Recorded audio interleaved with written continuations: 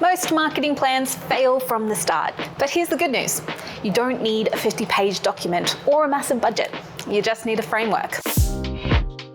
Today, I'm going to be walking you through a simple, proven framework for building your 2026 marketing plan. One that's strategic, actionable, and actually gets used. Here's the reality. Most marketing plans fail. Not because the ideas are bad, but because they're too complicated, too vague, or disconnected from what the business actually needs. We've worked with hundreds of businesses, and the ones that succeed with marketing all have one thing in common. They have clear, simple plans that align marketing activity with revenue goals. That's what we're going to be building today. In this video, we're covering the 3 pillars of a modern marketing plan, how to set goals that actually matter, how to choose the right channels, and how to measure success. Whether you're a marketing manager, a founder, or running a small team, this framework will work for you. Before we get into the framework, let's just talk about why most marketing plans fail. Problem number 1 is that they're too focused on tactics. For example, we're going to post on LinkedIn 3 times a week and send 2 email campaigns a month. That's not a plan, that's a to-do list. Problem number 2, they're not connected to revenue. This is where marketing is treated as a separate function and disconnected from sales and business goals. Problem number 3, they're too rigid. The plan gets created in January, gets put in a drawer, and never looked at again.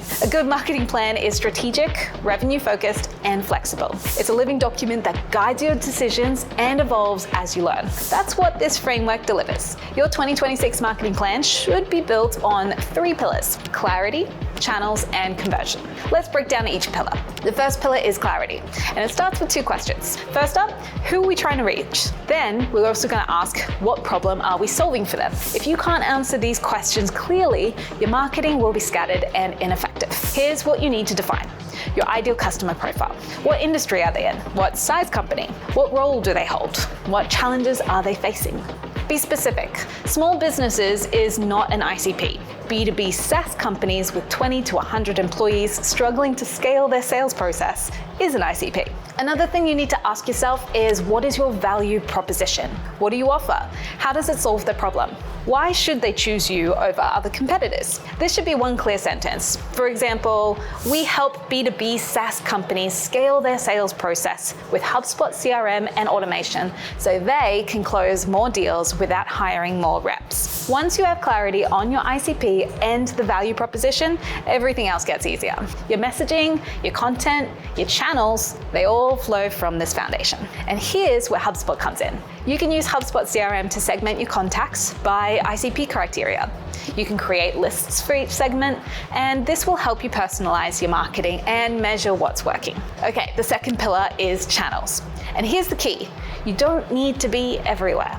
You just need to be where your audience is. Most businesses, they make the mistake of spreading themselves a little bit too thin, posting on 5 social platforms, running ads on 3 channels, trying every tactic they've read about. And they end up doing everything poorly. Instead, just focus on 2 to 3 core channels and just do them really well. Here's how you can choose. First up, you just gotta ask yourself, where is your audience? Are they on LinkedIn, Google, industry forums, podcasts? Look at where your best customers came from. Double down there. What channels match your strengths? Are you great on camera? Focus on video and webinars. Are you a strong writer? Focus on SEO and email. Or do you have a sales team? Focus on outbound and LinkedIn. Next up, just ask yourself, what channels drive revenue? Look at your attribution data in HubSpot. This is where you can find out which channels are generating qualified leads and close deals. And once you know that, invest more in what's working. Cut out what's not. For most B2B businesses in 2026, I recommend this mix. Do SEO and content to build long-term organic traffic with high-value blog posts and resources. LinkedIn to engage your audience where they're already spending time, and email to nurture leads and stay top of mind with your existing database. And here's where HubSpot shines, using Marketing Hub to manage all your channels in one place. This is where you can create campaigns, track performance, and see exactly which channels are driving revenue. All right, the third pillar is conversion. Because here's the truth, traffic and attention don't matter if they don't turn into revenue.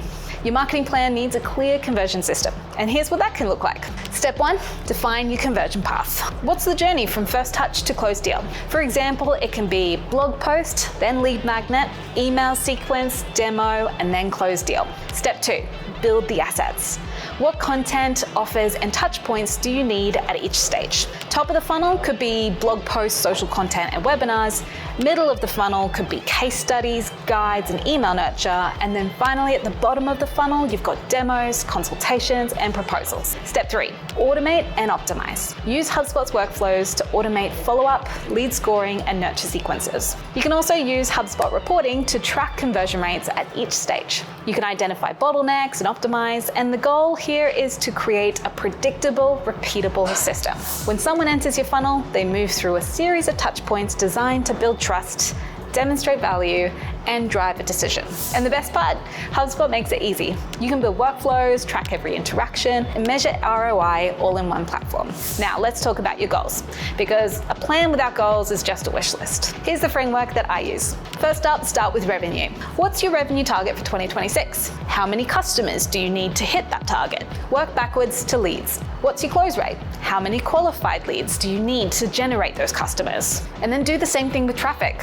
What's your lead conversion rate? How much traffic do you need to generate those leads? Now you have clear, measurable goals: revenue target, customer target, lead target, and traffic target. And here's the key.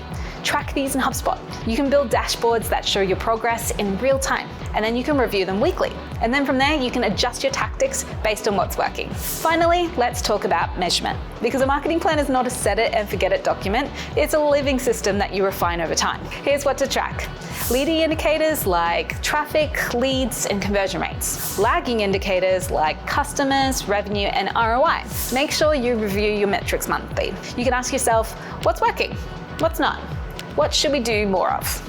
And here's where HubSpot becomes your best friend. Using Marketing Hub's attribution reporting to see exactly which channels, campaigns, and content are driving revenue. No guesswork, just data. And that's it. A simple, proven framework for your 2026 marketing plan. To recap, pillar 1 is clarity, which is know who you're targeting and what you're offering. And pillar number 2 is channels. Choose 2 to 3 core channels and do them really well. Finally, pillar 3 is conversion. Build a system that turns attention into revenue. Don't forget to set clear, measurable goals and track your progress. Now that you've got your foundation, I would love to hear from you. What's your biggest marketing challenge for 2026? Drop a comment below. And if you found this helpful, make sure you subscribe and hit the notification bell.